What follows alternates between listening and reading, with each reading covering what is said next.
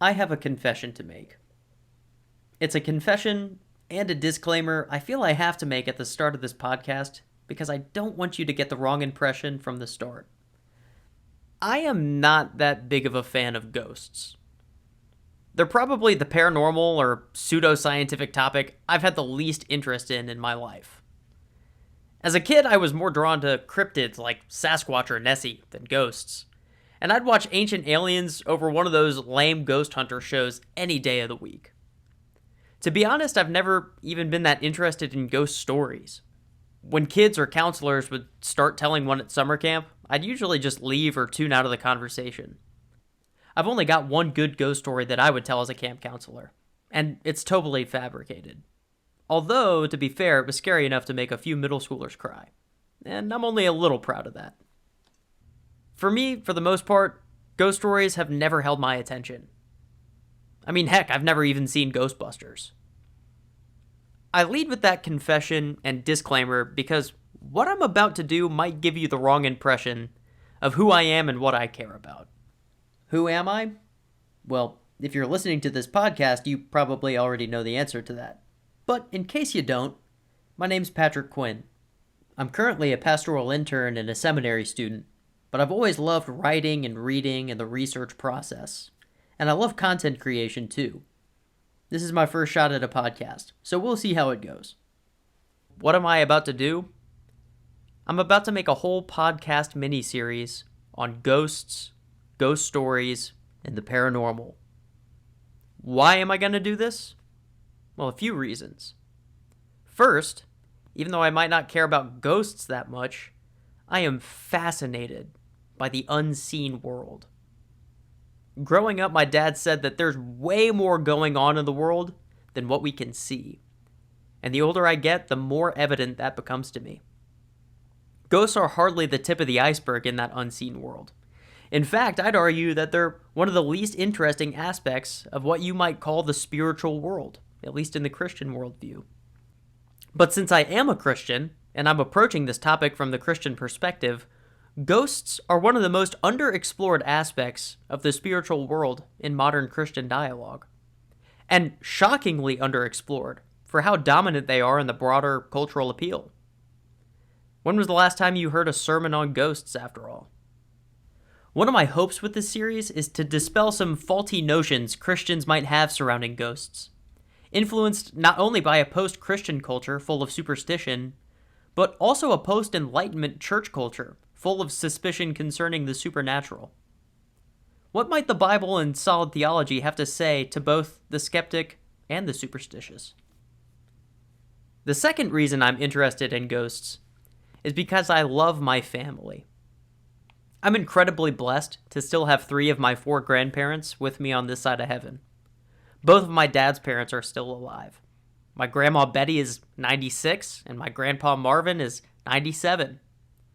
Both grew up in Western Virginia during the Great Depression, and like so many from those olden days and those old hollows, they were not as desensitized to the supernatural as many are today. In just a bit, I'll play some clips from a conversation I recorded with my grandparents as Grandpa retells an experience he had while living on his farm in rural Virginia, out near Boone's Mill, about 13 miles west of Smith Mountain Lake. He and his brother purchased the 320 acres of land from the TNOT family around 1946 with money from their GI Bills. The property was originally deeded as a land grant by the King of England in the early 1700s. Grandpa loves sharing stories about his time in the Pacific during the Second World War, or his childhood in Roanoke. Grandma mostly just listens and laughs and shakes her head when he starts making up tall tales, but she was locked in on this one. If you're watching this on YouTube, along with the video, you'll see how dead serious he is. These aren't just tall tales for him. They're as real as anything he experienced in the Pacific during the war.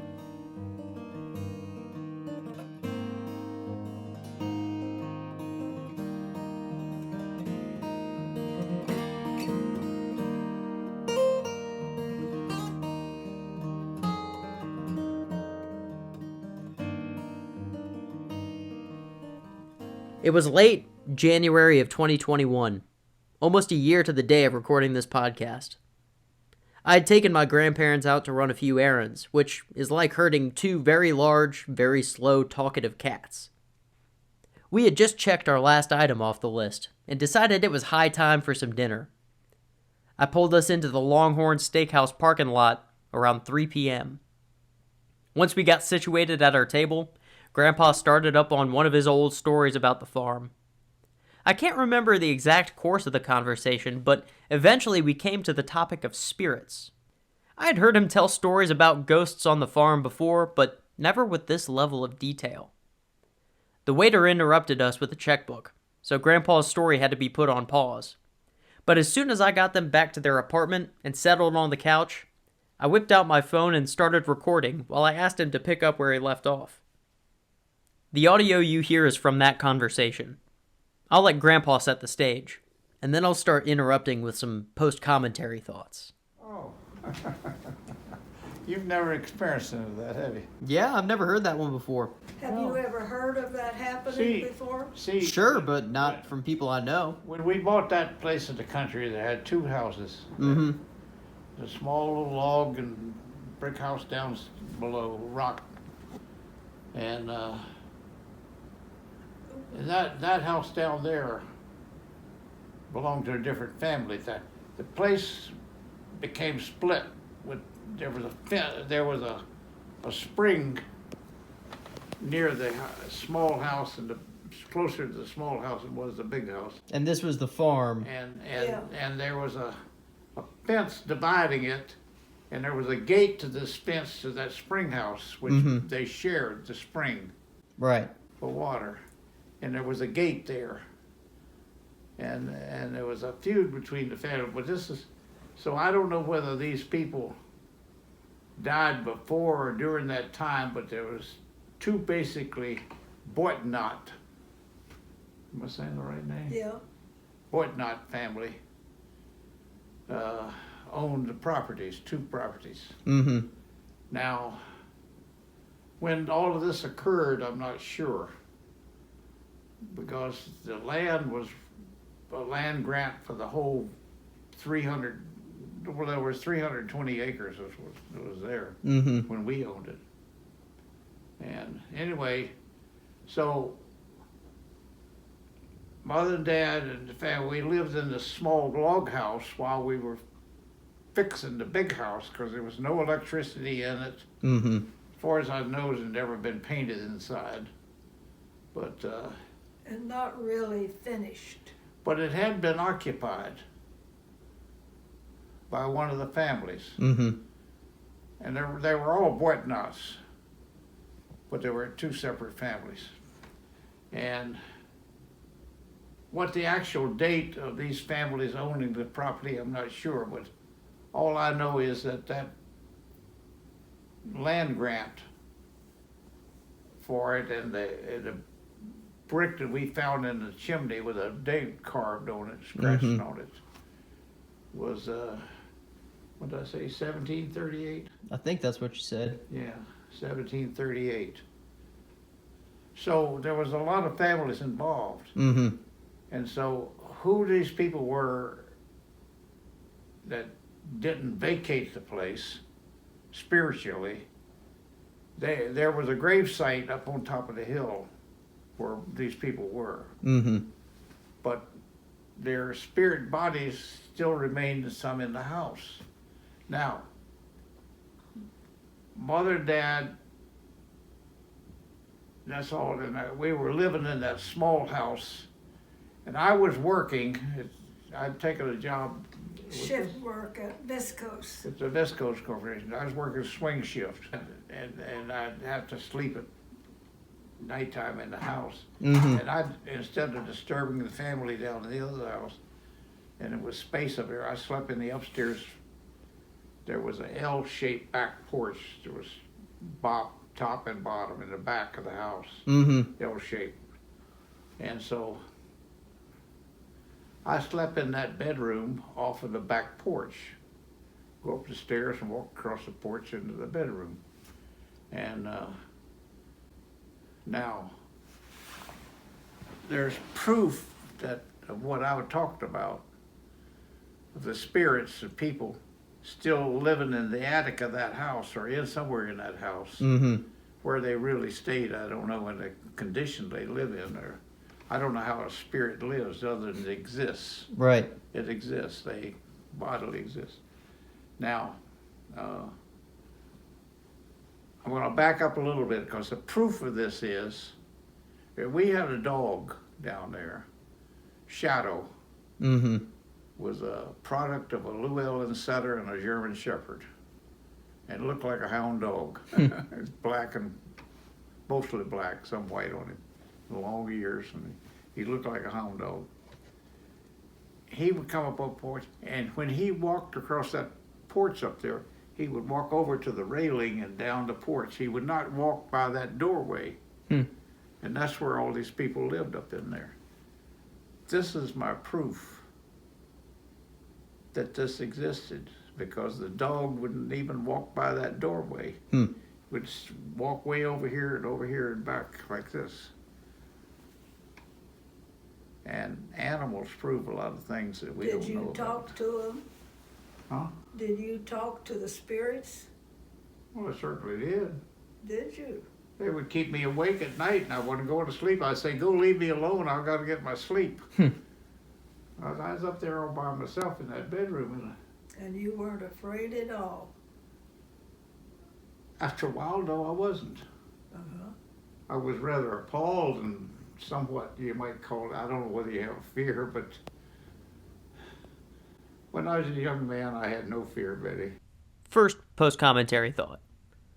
That right there fascinates me. Grandpa specifies that he wasn't afraid, but he uses the word appalled. We're going to talk more about that sensation in a later episode, but it's a profound insight. You didn't have a fear of that sort of thing. Uh-huh. Well, when they can talk to you, after talk to I'd been somebody. in the war and over there and seen a lot of death and so forth, I had no fear. I felt sort of invincible, and come right down to it, come to think of it, yeah. And so here I am going to bed and all by myself in that big house, and okay, you might call it imagination, I don't know. You know, there's a fine line between imagination and the reality of things. Mm-hmm. Oh gosh. Oh well, anyway. This is she. So I would be about, somewhere around midnight. I was trying to get to sleep. Just a moment, Marva, just a minute. All right, go ahead and continue. Here we were interrupted by a spam caller, one of many who constantly plague my grandparents' landline. Eventually we returned to the conversation after Grandma politely turned down whatever it is they were trying to sell her. Patrick, I'm so glad that you have an opportunity to be with both of us, and I'll try to remember as much as I can while I. Yeah. So you said these spirits wouldn't go through the walls, though? No, they used that stairway. It was a regular closet in that room, upstairs bedroom, and a small stairway that went into the attic with wooden steps made out of 2x6s or something like that. Mm-hmm. And it went up into that attic. But they didn't float, but they more or less walked normally. They used that stairway to come in and out, but they lived in that attic.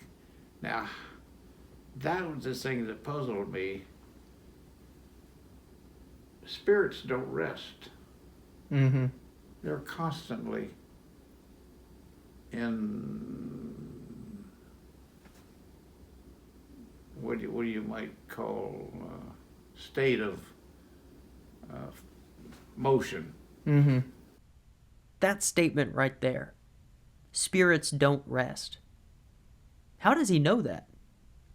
Where does that insight or intuition come from? Maybe that's a punishment, I don't know. I never thought about that part of it. But they don't, as far as I know, of course, this was all nighttime stuff because that's when I was there trying to go to sleep at night. Mm-hmm. And I would get surrounded by this. Here's where it gets really interesting and pretty spooky. I'm not talking about 1 or 2 people. I'm talking about maybe many as 5 people. Wow. 5 people? I had no idea. All the stories I had heard growing up, I just assumed it was maybe 1 ghost, maybe 2, maybe just some kind of otherworldly feeling. But 5? Surrounding the bed while he slept? That's a different level of ghost story. Grandma interjects here with a great question, which you'll hear my grandfather struggle to answer. Did they dress according to a certain... What? I'm sorry. Did they dress according to a certain style? It was always nighttime. You couldn't tell much I about couldn't tell the that they dress. were dressed at all. Were you aware Never of thought. clothing? I never thought about that. Hmm. They seemed to have robes on. Never thought about that. You didn't see I a... never thought about that. You didn't see a naked body. You just saw a No, form no. Forms. encased in something. Yeah. Hmm. But voices. I had a lot of voices. A lot of curiosity too. They all wanted to know why I was there. I was not a member of the family. These are all seem to be family people. Mm-hmm. Of one big family, not intermediate family, but one big family of Mm-hmm. people. You know, of all ages, really. Mm-hmm. And good gosh, it's been a long time since I even thought about it.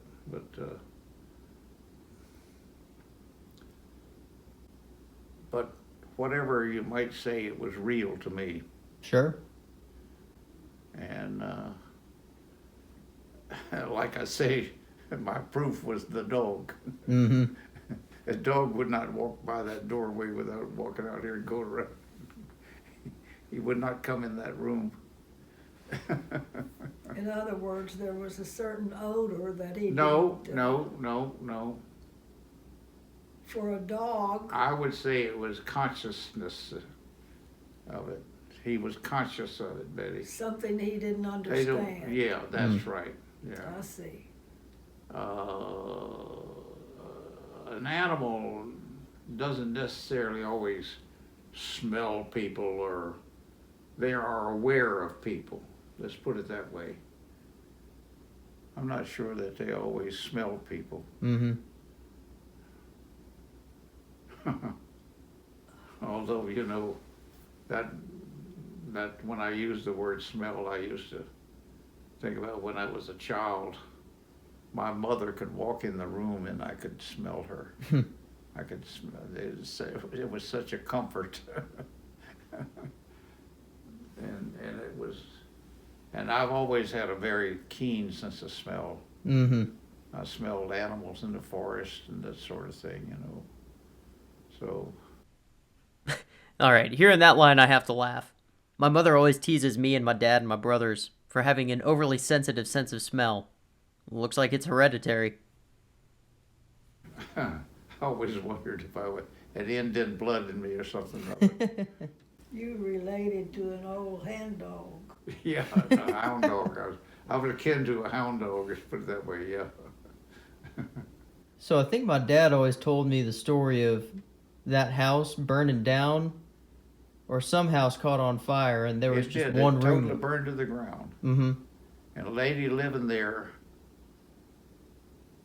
called some of us, not maybe Earl, I think it was, she contacted, and we hadn't had plans for the house, and there was no plan. But she rebuilt it to very much the same as it was. But anyway, now there's the point. That house burned. What happened to the spirits that were living in it? They were living in that house. Mm-hmm. It's just like my Aunt Therma, who was married to my Uncle Hubert, my mother's brother. was a doctor. Therma, what was her name? Therma. Last name? Therma Bradley or Barkley? Barkley. She was a Barkley. Hmm. Don't know who Barkley were. But anyway, she lived in a house similar to that at Cobb's Creek. Cobb's Creek was down on the Piankatank, quite a long ways away. Mm-hmm. She experienced the same kind of a thing in a house of that age that she bought. Hmm. She encountered some of these people. Now, why would it be that me, for instance, was able to have this contact and be comfortable, so to speak? When I say comfortable, I'm talking about converse with people without any fear. Right. There was no fear whatsoever in my part. And they didn't seem to have a lot to say. They sort of just congregated around. They wanted to belong. I guess they were seeking a place in this world. I don't know. Hmm. In other words, existing, still trying to exist. And that was a thing that bothered me a little bit. Were these people trying to exist in the world that they used to live in? Is that why they contacted me? Mm-hmm. Is that part of the struggle that people that die have? They can't turn loose. This is where the conversation turns more poignant. If you look into my grandfather's eyes when he asks this, you see the concern. This isn't something he has an answer for, and it's an answer he wants. My grandparents are in their late 90s. They're not in denial about their age and their proximity to death. The constant phone calls they receive from life insurance salesmen and funeral planners only reinforce their awareness. Grandma is more assured of what's waiting for her on the other side. But for Grandpa, death weighs heavier on his shoulders. There's a long pause before he picks up the conversation again, returning to his more frank, analytical thinking. Physically, of course, they have to. They do turn loose because Right. they're gone. But mentally, do they turn loose? That's going to be a mystery to never be answered, maybe. Yeah, I don't know. That whether you mentally turn loose of your worldly existence, of mentality, or whatever you want to call it. There's no answers in the Bible about that. I firmly believe that's not true. But to be honest, I wasn't well equipped enough to give a full answer. I tried my best to give an answer on the spot, but it was woefully short of what I wish I had known and said. I'm a little embarrassed to include my reply in this episode, but for the sake of context, I'll include it. Hopefully by the end of this series, we'll be able to revisit that answer and give a much better one. Well, it talks a little bit about that in 1 Corinthians. Yeah? And Say you know more than I do about that. Revelation is a little hard to interpret, but it talks about how the saints, the souls of the martyrs, sleep under the throne of God. Oh. So there's a difference between the souls of those who are saved, who their souls go to heaven with God in a form that's separate from their bodies. But the souls of those who are not saved stay in the earth. They stay here. Oh. And I don't know how that works, but that's about the extent that I know. Well, Have what I was experiencing kind of is evidence of that, isn't it? Seems to line up. Yeah. Did you hear how receptive Grandpa was to that, even as incomplete as it was? I was telling you why I want to do a whole podcast series on ghosts when I'm not particularly interested in them. What I am particularly interested in is giving my grandfather a reason to be encouraged as he reaches the end of his days here. I'm currently a pastoral intern and a seminary student. Fear of death and the afterlife is a far more pastoral, practical concern than an academic inquiry. My grandpa won't be the last person who asks me questions like this, with that same concern in their eyes. As it is, you just have to believe in things that are certain, but you know there are things that you do not understand. Oh yeah. Well, Pat, I think the only real answer for life can be found in the Bible. Mm-hmm. If you study it enough, you can find it and thoroughly believe in it. From there, the conversation rattled off down different roads and paths, nothing to do with ghosts. I stopped recording. Now, like I said before, some of the things my grandpa touches on serve as a great launching pad for further discussion, but we'll let those sit for other episodes down the road. For now, I want to close with this quote from my grandpa. You know, there's a fine line between imagination and the reality of things. You know there's a fine line between imagination and the reality of things. Again, I'm not particularly interested in ghost stories, but I know plenty of people who are. Later, my grandpa says this. Whatever you might say, it was real to me. And that's a common sentiment of people who experience paranormal encounters like this. Whatever really happened, whatever the reality of the situation was, the experience felt real. No matter where we ultimately end up on the reality of ghosts or spirits or whatever you might want to call these things, those experiences can't be dismissed. My hope is that this series might help shine some new light on how we think about ghosts.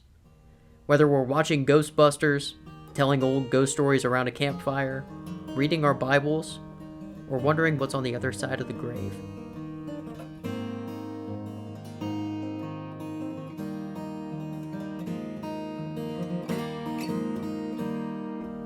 My name is Patrick Quinn. This has been a Take Note of This podcast. You can follow us at www.takenoteofthis.org. Thanks for listening.